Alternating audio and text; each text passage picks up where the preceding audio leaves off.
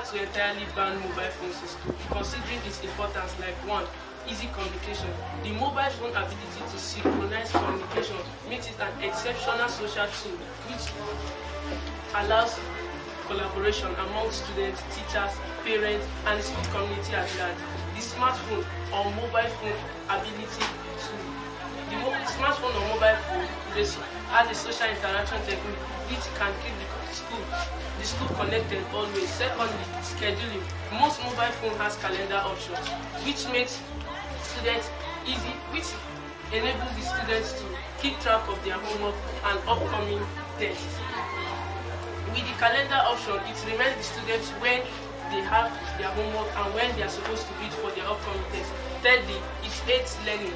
Mobile phone aids learning in such a way that, peradventure, the student was not in the right condition, or the student had fatigue or was hungry at that particular point in time when the teacher was teaching, the student can easily put on the recorder and record everything the teacher was teaching in the class. And by the time he gets home, he can play the record and listen to everything the teacher taught that day in the class. In the aspect of phone being a distraction to students, that in essence is not a problem. You can easily teach the students when and how to use their cell phone appropriately. Mobile phones are supposed to be dealt with accordingly with discipline. The aspect of phone being a distraction to students is not in any way an excuse. Number 1, mobile phones we can create a safety box where students should be able to keep their phones before coming to school to avoid distraction. Secondly, the teacher can initiate learning technique in which you can use the phone to teach in class, like study books on iPad, and even the teacher using projectors to project videos. Mobile phone helps the students to be able to keep track of what the teacher is teaching in class by online reading.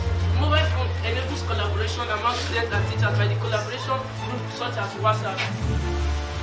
The mobile phone helps the students to always remember everything the teacher has taught in class by the notification button, which enables the students to always remember that this and this is not done and this and this is yet to be done. I hope this report of mine has been able to convince you not to confuse the mobile phone that secondary school students will be able to be mobile phone. You all know the answer. No. With these points of mine, I can be able to convince you that students are not meant to be mobile phones. I also heard my opponents talking about this mobile phones are helping in such cases of emergency. But are they reliable? No.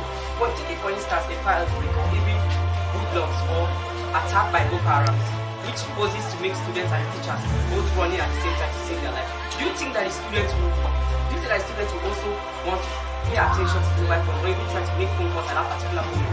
No, the panic and tension alone will make the students forget and want to even care about Israel and mobile phone at that particular time. Besides, we have security agencies. What about the police officers and various agencies which can appropriately respond to such emergencies?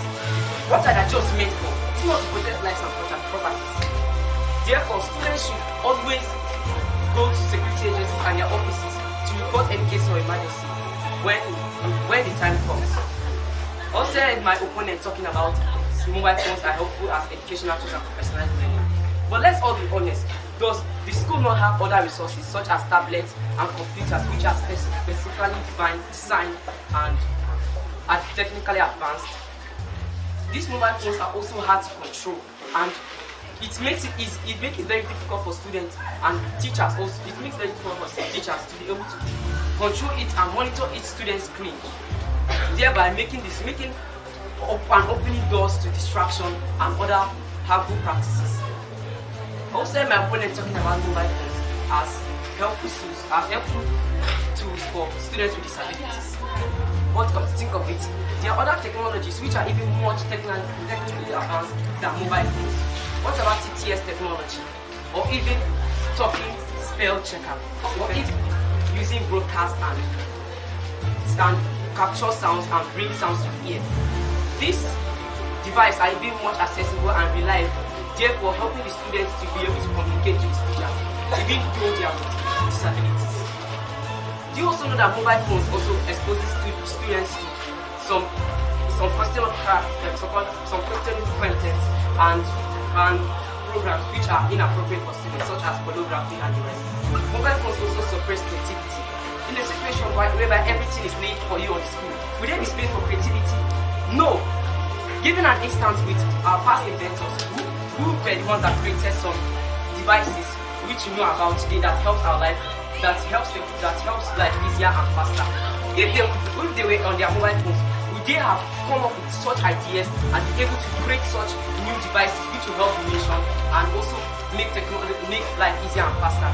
No, when you're always glued to your screen, it will be harder for you to bring out new ideas and think crucially on how to help your life and solve problems which are very good and very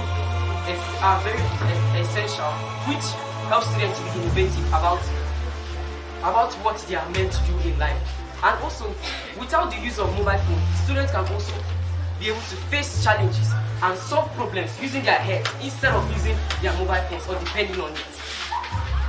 With these incontrovertible points of mine, I hope I am not confused but convinced you that secondary students are not allowed to bring mobile phones to school. Thank you.